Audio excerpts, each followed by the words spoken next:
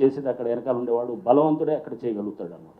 అది చేసి అతను ఏదైనా కానీ నేను మేనేజ్ చేసుకోగలుగుతాను, అన్ని వ్యవస్థలు నా చేతిలో ఉన్నాయన్నట్టు ఒక ధైర్యం ధీమాతుడు చేస్తుంటే అక్కడ అధికారులంతా కూడా వాళ్ళు దానికి ఏంటంటే దాన్ని ఆ బిల్డింగ్ని డిమాలిష్ చేయడానికి చేసిన అటువంటి ప్రయత్నం గురించి నేను చెప్తాను.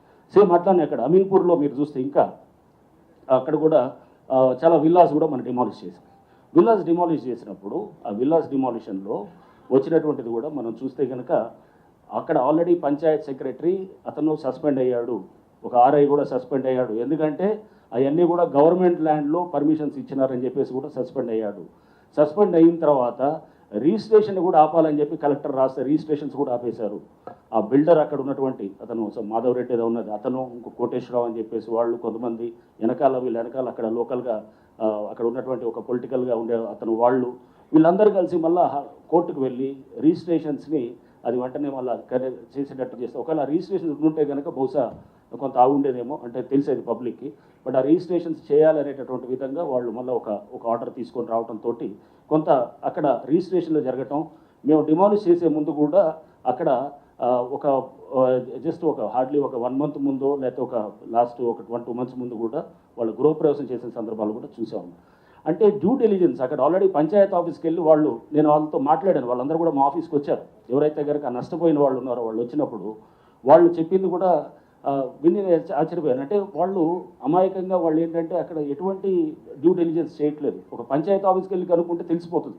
ఇది ఆల్రెడీ ఇక్కడ గతంలో ఇక్కడ ఇది పర్టికులర్ కొన్ని అరెస్ట్ అయ్యారు, లేకపోతే సస్పెండ్ అయ్యారు, లేకపోతే ఇక్కడ పర్మిషన్స్ క్యాన్సిల్ చేశారు, దీనికి పర్మిషన్స్ లేవు అని చెప్పిన తర్వాత కూడా వాళ్ళు అంటే దాని ప్రయత్నం కూడా చేయలేదు. తర్వాత వాళ్ళు రిజిస్ట్రేషన్ అయ్యి డబ్బు ఇచ్చిన తర్వాత తెలిసినట్టు వాళ్ళు కొంతమంది మా దగ్గర వాపటం కూడా జరిగిందనమాట. అంటే వాళ్ళు అక్కడ కొంత చేయాల్సినటువంటి కొన్ని ప్రిలిమినరీ ఎంక్వైరీస్ చేయలేదు. బ్యాంకర్స్లో కూడా యాక్చువల్గా అక్కడ చేయాల్సినటువంటి వాళ్ళు బ్యాంకుల్లో వాళ్ళ ఫీల్డ్ వెరిఫికేషన్ టీమ్స్ ఉంటాయి. ఒక బ్యాంక్ లోన్ ఇవ్వాలంటే కనుక ఫీల్డ్ వెరిఫికేషన్ టీం ఉంటారు. ఆ ఫీల్డ్ వెరిఫికేషన్ టీం కూడా తెలిసిపోతుంది. ఇప్పుడు నిన్న నాకు చెప్తున్నారు ఏది భువన్ అని చెప్పేసి మన ఎన్ఆర్ఎస్సి పోర్టల్లోకి వెళ్తే కనుక మనకి ఏ సర్వే నెంబర్లు ఉన్నా కూడా మనకు తెలిసిపోతున్నాం. మీరు ఒకసారి వెళ్ళి మీ సర్వే నెంబర్ కట్టింది ఒక సర్వే నెంబరు, చూపించేది ఇంకో సర్వే నెంబర్ అన్నప్పుడు అక్కడికి వెళ్ళి నిల్చొని మనం చూసుకుంటే కనుక అక్కడ అసలు సర్వే నెంబర్ ఇదా కాదా అనేది కూడా చెక్ చేసుకోవచ్చు. లేకపోతే మినిమం అక్కడ ఒక ఆఫీసులు 2-3 ఆఫీసులు, ఎందుకంటే అక్కడ వ్యవస్థ అక్కడ యాక్ట్ చేస్తూ వాళ్ళని సస్పెండ్ చేశారు. సస్పెండ్ చేసి వాళ్ళ మీద యాక్షన్ చేసి పర్మిషన్స్ క్యాన్సిల్ చేసిన తర్వాత కూడా అయినా కానీ కూడా అక్కడ వాళ్ళు పర్మిషన్స్ క్యాన్సిల్ చేసిన తర్వాత పంచాయతీ పర్మిషన్స్ ఉదాహరణకి ఇది అమీన్పూర్ చెప్పాను కదా, ఇది విల్లాస్ మేము ఏదైతే డిమాలిష్ చేసాము, పర్మిషన్స్ క్యాన్సిల్ చేసిన తర్వాత కూడా అతను ఆగకుండా పర్మిషన్స్ క్యాన్సిల్ చేసినా కానీ కూడా ఇంకా కన్స్ట్రక్షన్ చేస్తూ పోయారు. కన్స్ట్రక్ట్ చేసిన తర్వాత చేస్తూ పోయినా కూడా అతన్ని అంటే ఎటువంటి భయము కానీ ఎటువంటి అంటే ఒక చట్టం ఉన్నది, ఒక వ్యవస్థ ఉన్నది, కట్టడి చేయడానికి ప్రయత్నం చేస్తున్న దానికి ఎవరికి కూడా ఇది లేనప్పుడు అప్పుడు మనం అంటే ఇట్లాంటి వేలాది ఎకరాలు అది గతంలో అయి ఉండొచ్చు, లేకపోతే ఇంతకుముందు ఎప్పుడో జరిగి ఉండొచ్చు. బట్ కాపాడనే ఒక ప్రయత్నం ఇప్పుడన్నా మనం చేయకపోతే కనుక హైడ్రా అనేది సంస్థ తీసుకురావడానికి ప్రభుత్వం ముఖ్యమంత్రి గారు ఇవన్నీ దృష్టిలో పెట్టుకుని దీన్ని తీసుకొచ్చిందన్నమాట.